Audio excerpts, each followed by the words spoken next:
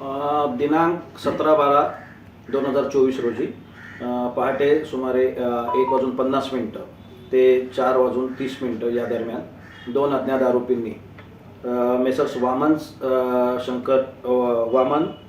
शंकर मराठे jewellers private limited, जे की आंबेडकर चौक ठाणे पश्चिम येथे आहे, या ठिकाणी त्या ज्वेलर्स दुकानाचं शटर उचकटून आतमध्ये प्रवेश केला आणि सुमारे 5,79,00,000 रुपये किमतीचे सोन्याचे दागिने चोरी करून पसार झालेले आहेत. किती जण होते, म्हणजे दरोडा टाकल्याचं काही लोक बोलतात, ते नेमकं सीसीटीव्हीवर प्राथमिक आपल्याला काय?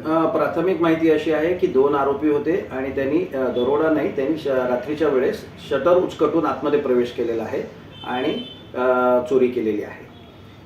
या दोन्ही आरोपींचा शोध घेण्यासाठी पोलीस स्टेशन आणि गुन्हे शाखा याच्या वेगवेगळ्या टीम तयार केलेल्या आहेत आणि आरोपीचा शोध सीसीटीव्ही फुटेज व इतर तांत्रिक विश्लेषणाच्या आधारे चालू आहे. तपासामध्ये सर काय निष्पन्न झाले आहे का की या आरोपींनी अगदी काय तिकडे येऊन रेकी केली असेल किंवा काय असं?